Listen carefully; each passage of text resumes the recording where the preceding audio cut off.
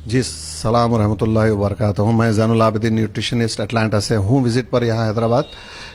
तो मुझे सवाल किया गया कि डायबिटीज़ जो आजकल हैदराबाद में वबा की तरह फैल चुकी है और जिसको कैपिटल ऑफ द वर्ल्ड भी कहा जाता है, one of the capital cities of the world in connection with diabetes के ताल्लुक से, तो इसको मैं कोशिश करता हूँ कम से कम अल्फाज में आपको मसला समझाने की और इसका हल और कहाँ से मसला हो रहा है। देखिए, डायबिटीज़ तो इसका नाम है ज़रूर, लेकिन इसको शुगर भी कहते हैं। लेकिन शुगर और डायबिटीज़ से अलावा ये होती क्यों है?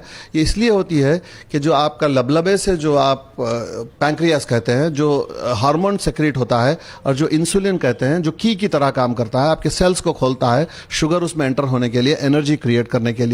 लेकिन होता यह है कि आपका सेल्स ब्यूटिलेट खराब होने की वजह से ये जो आपका हार्मोन है इंसुलिन, वो की तरह काम नहीं कर रहा है। इसको कहते हैं इंसुलिन रेजिस्टेंस। अब आपका लबलबा जहां तक हो सके ज्यादा से ज्यादा इंसुलिन बना रहा है, लेकिन वो काम नहीं कर रहा है चाबी की तरह, क्योंकि आपके सेल्स जंग आलूद हो चुके हैं, ताला खराब हो गया है, वो सेल्स रेजिस्ट कर रहे हैं इंसुलिन को। इसलिए कि अब आपके ब्लड में शुगर एक्सेस बता रही है, इंक्रीज बता रही है, मसल्स में नहीं जा रही है। तो जब जाहिर है, जब ब्लड में शुगर ज्यादा आ जाएगी तो ब्लड हर जगह जाएगा, ब्लड हर जगह जाएगा बॉडी में, और उसका जाना फर्ज है, इसलिए कि जहां ब्लड नहीं जाता है वो पार्ट खराब हो जाता है फिर। तो जब हर जगह ब्लड जाता है तो उसके साथ साथ जब शुगर जाती है एक्सेस, तो ये ऐसी शुगर होती है, ऐसी चीज़ कि शुगर की फितरत में हर चीज़ को खिरोच कर, मैं आपकी अपनी ज़बान में बता रहा हूँ, स्क्रैच करके ख़राब करती है। तो आपके सेल्स को ख़राब कर रही है, आपके बाल, आपकी आँख, सबसे पहले आपके आँख और आपके गुर्दे ख़राब होते हैं शुगर एक्सेस होने से, क्योंकि यहाँ बहुत ही डेलिकेट नर्व्स होते हैं, बहुत डेलिकेट आपके मसल्स होते हैं, हार्ट मसल्स वगैरह, तो ये सब इफेक्ट होते हैं इससे।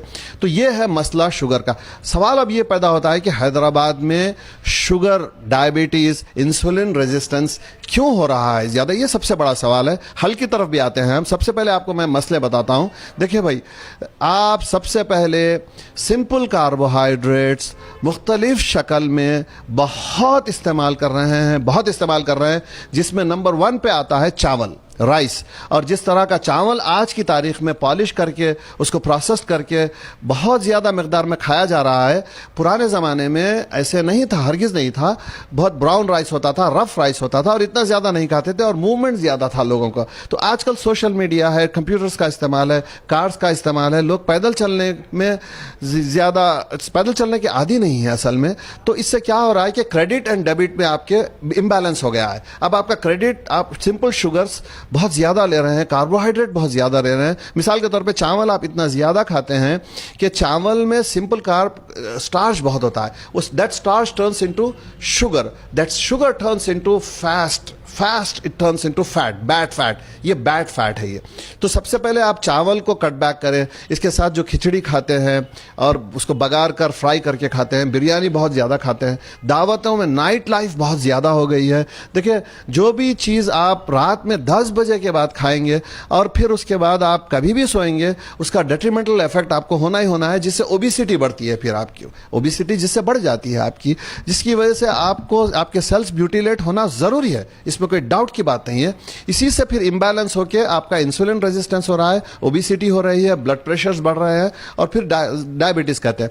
अब सवाल यह है कि फिर ये मैंने आपको सिंपल कार्बोहाइड्रेट, मतलब बेकरी की सारी चीज़ें आती हैं, इसमें मिठाइयाँ हैं, और कोक सबसे ज़्यादा खतरनाक है, इसके अंदर डेंजरस है, ऑल मशरूबात जो आर्टिफिशियली बनाई जाती है। ये मैंने आपको मसले पे बात की। अब आता हूँ मैं आपके हल पे बात करता हूँ। कम वक्त है, सुन लीजिएगा, गौर से सुनिए, नोट कीजिए। कॉन्सेप्ट है वो ये है कि आप सबसे ज़्यादा सब्जियां इस्तेमाल करने के आदी बनाइए अपने आप को। और सब्जियां सिर्फ आप एक चावल छोड़ेंगे, कम करेंगे, ख़त्म कर देंगे, तो 12 सब्जियां खा सकते हैं आप। सब्जियां अगर आप काउंट करेंगे तो कम से कम आपको 25-30 के वैरायटी की सब्जी मिलती है आपको। इससे कभी बोर नहीं होता आदमी। चावल से क्या है, बोर हो जाता है जल्दी ना। तो आप सब्जियां बारी बारी, आजकल तो सब्जियां मैं देखता हूं आपके शहर में हर जगह मिलती है, हर मोहल्ले में सब्जियां मिलती है। तो सब्जियों को शैलो फ्राई करें आप, सब्जियों को स्टीम फ्राई करें आप, प्याज डालकर, उसमें हरी मिर्च डालकर। जैसे चावल आप एक प्लेट भर के खाते हैं, उसी तरह प्लेट भर के आप सब्जी का इस्तेमाल करें। और इसके साथ साथ आप गुड फैट्स होते हैं, आप गोश्त खा सकते हैं। गोश्त से आदमी बीमार नहीं होता, गोश्त से आदमी मोटा नहीं होता, गोश्त से आदमी को प्रोटीन मिलता है। Protein will not make you fat, it's a good fat actually. Sugar will make you make bad fat in your body. तो शुगर असल में प्रॉब्लम है, गुड फैट प्रॉब्लम नहीं है। इसके साथ आप ऑर्गन मीट खा सकते हैं, इसके साथ साथ आप नट्स खा सकते हैं, अखरोट है, बादाम है, ऐसी चीज़ें हैं। और एक टाइम बीच में फ्रूट का इस्तेमाल करें, बिलखुसूस एप्पल है, कैंटलोप है, खरबूजा होता है ना, और खरबूजे में दूध शक्कर ना मिलाएं प्लीज़। उसमें आप गोल खरबूजा लें और जैसे खरबूजा होता है वैसे खाएं। कोशिश ये करें कि कुदरत ने जैसे आपको फ्रूट दिया है ना, वैसा ही होल फ्रूट खाइए आप धोकर, ठीक है ना। तो इसी तरह फिर जब मगरिब होती है तो मगरिब के साथ ही आप डिनर करना चाहिए आपको, बहुत ज़रूरी है ये। डायबिटीज़, बिलखुसूस डायबिटिक जो लोग हैं उसको मगरिब से ही खाना खाना बहुत ज़रूरी है। और इशा के साथ सोना ज़रूरी है। इसलिए ज़रूरी है इशा के साथ सोना कि आपके एड्रिनल ग्लैंड्स एक्टिवेट होते हैं इशा के साथ। इशा मतलब एनी टाइम आफ्टर 8:30 और 9 o'clock। The sleep from 9 o'clock to 2 o'clock, 9 बजे से 2-3 बजे तक की स्लीप जो है ना, इसमें आपके एड्रिनल ग्लैंड्स एक्टिवेट होते हैं, जिससे दूसरे दिन की एनर्जी आपको स्टोर होती है उसमें। लेकिन जब आप इस वक्त पे नहीं सोएंगे, आप किसी भी वजह से आप अवॉइड कर रहे हैं नींद को और देर से खाना खा रहे हैं, तो instead of your adrenal glands getting activated, your cortisol is getting activated. Cortisol फिर आपको स्ट्रेस में फैसिलिटेट करता है और शुगर रिलीज करता है। तो अब आप इसमें आपको नेगेटिव एनर्जी मिल रही है basically. So basically cortisol, you need cortisol hormone in emergencies.